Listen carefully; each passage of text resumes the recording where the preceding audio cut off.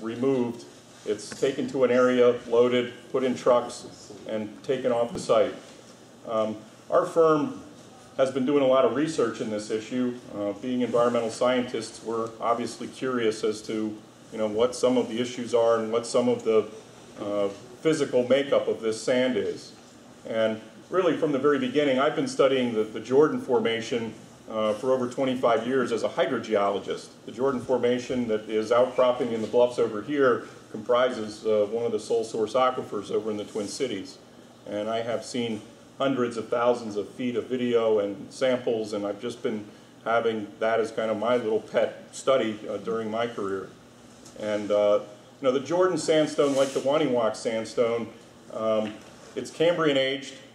Geologists believe that it's approximately 500 million years old, and it never really made sense to me that the silt and clay-sized particles within the sand were actually silica. And that's because it was laid down in a beach environment, and it was reworked with water, and then it was reworked with wind. That's why the grains are so rounded, and that's why they're so frosted. It's like if you sandblasted your windows, they turn frosty. Well, the grains themselves are frosty, and that tells the geologist that most likely the reason it's so rounded is that it first was wave action and then wind that ultimately deposited it. So a lot of the silt and clay-sized particles that you see in the sandstone, it didn't make a lot of sense to me that those would actually be sand, because that was blown away. More likely, it represents the precipitation and movement of groundwater through the sand, and to get to the sand, it had to go through the limestone. All the quarries that are in Jackson County and surrounding counties, they're primarily quarrying the Prairie du Chien dolomite. We call it dolomite, you call it limestone. Some of you call it gravel. None of the other two are right. But what happened is the water, as it percolated down through the limestone, it picks up calcium carbonate or magnesium carbonate in the water. It dissolves. That's why you get karst features. You've heard of caves. That's because limestone it dissolves. And so it carries that material down through the sand and then reprecipitates or just filters out the material in the sand. We've put up continuous air quality monitors at transload sites. Every 5 minutes we took a reading of the particulate matter in the air. We then sent those samples in and had them analyzed for silica. We took samples over to a lab that has a scanning electron microscope, and they went in and looked at those particles that some of you are probably aware that have read up on this air quality issue. There's a study out of California where they spent a lot of time looking specifically at silica sand. And that study found that particles in the 4-micron size were a real target for the type of particles that can become lodged in your lungs that you can't expel, hence getting silicosis. And we went in and looked at those particles, and with a X-ray diffraction machine, we zapped those particles and were able to get an elemental analysis of what those particles actually were. And sure enough, they did turn out to be a carbonate. They were carbon and oxygen with a very low silica content versus a sand grain that's probably 85% silica and oxygen. So because of the fact that the sand is dug moist, loaded moist, and moved moist, we don't anticipate a lot of dust issues. The dust issues will be the same as they are right out here in the yard. The haul roads will be not made of sand. You can't drive on this sand. The haul roads will be made of crushed dolomite, and they will be exactly like a county road. And unlike a county road that can get watered, these roads have to be watered. OSHA has fugitive dust standards, and the people who are actually doing the mining will be responsible for keeping those roads watered to alleviate the dust. Well, John, let's ask the question, because it was asked here. Let's ask the question about blasting and vibration. We don't really anticipate it at this time. The area, the 30 or so foot thick unit that is being mined, and because of the way that this is going to be extracted, it's more of a quarry type operation. The sandstone is very friable. If blasting were absolutely necessary because of the amount of cementation in either a layer or a given area of the site, they would use a technique called bumping. And essentially what that is you pre-drill holes and you put an explosive in there and you force the energy out.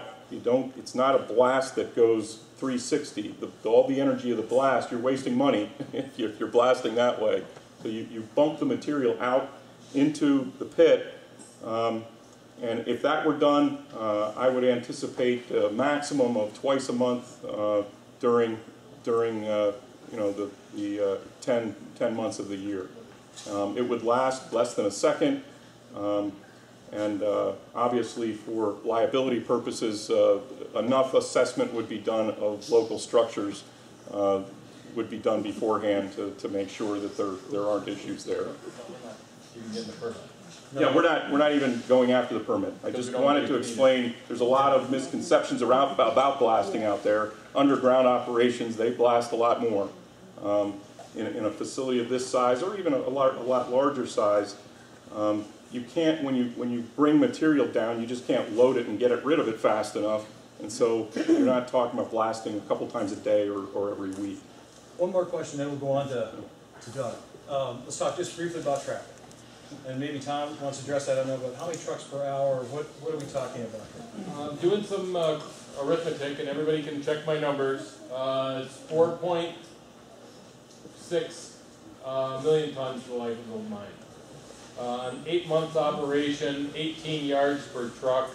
That's about 12 to 14 trucks an hour, 40 hours a week.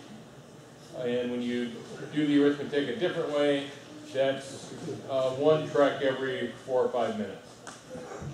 Yeah, those are daytime hours. That's, you know, the mine shuts down. That's just one way. No. Nope. If you have questions or comments, send them in. Give us more paper. Doug, please tell us, give us some of the information that we're looking for about economic impact. Economic impact, jobs, and so on.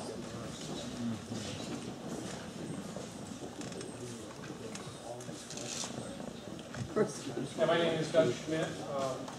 I'm the engineer of the group. And what I want to present to you is the impact, economic impact that we will have in this area. You know, this is an election year, so we've already heard a lot about economy and jobs and stimulation. One question that's coming up, people are, I just want to let you know, we'll stay here. I'm kind of taking these questions, and a lot of the same questions are being asked, so I'm kind of trying to group them. But we'll stay here as late as we need to stay. We have certain information we want to give to you, and so we thank you for your patience. But we will go through and ask all of these questions. I'll make sure that they all get asked. I'm trying to group them so we can get, 2 or 3 people are asking the same questions. And but as late as you're willing to stay, we'll stay here too and make sure all your questions get answered. Thank you. So as I was saying, both political parties, they're promoting, ideas of economic stimulation packages from a national level. And what I want to talk about is how we can, at a local level, stimulate the economy here in Franklin County and in the local area. And really I want to talk about 2 things. I want to talk about jobs and also revenue. What kind of jobs will be created, what kind of revenue will flow in this area with an operation like this. Some of my information is based upon a report, an industry report from Workforce Connections. They issued a report, and it's on our website. And if you haven't gone out to our website, you can see the full report out there. The website is couleefracsand.com. They produced a industry report called Frac Sand Mining Report that has some interesting information in it. And I'm only going to present 2 pieces of information that I think are really relevant that you really care about tonight. And one is that for every sand job mine that's created, for every sand job that is created, there's 1.8 additional jobs Because we're not gonna hire everyone, we're not gonna hire people for everything that we do. We just hire people for our core. And then there's a lot of other services, you know, like when our equipment breaks down and to do some lumbering. So we're gonna look at some of those numbers. And the other thing too is that when we generate revenue, for every dollar that we generate, of course, we have to invest that in the services within the local community. This report shows that there's 37 cents for every dollar that we collect in the sale of our sand. That goes right into the local community. And I'll give you some examples of where that goes.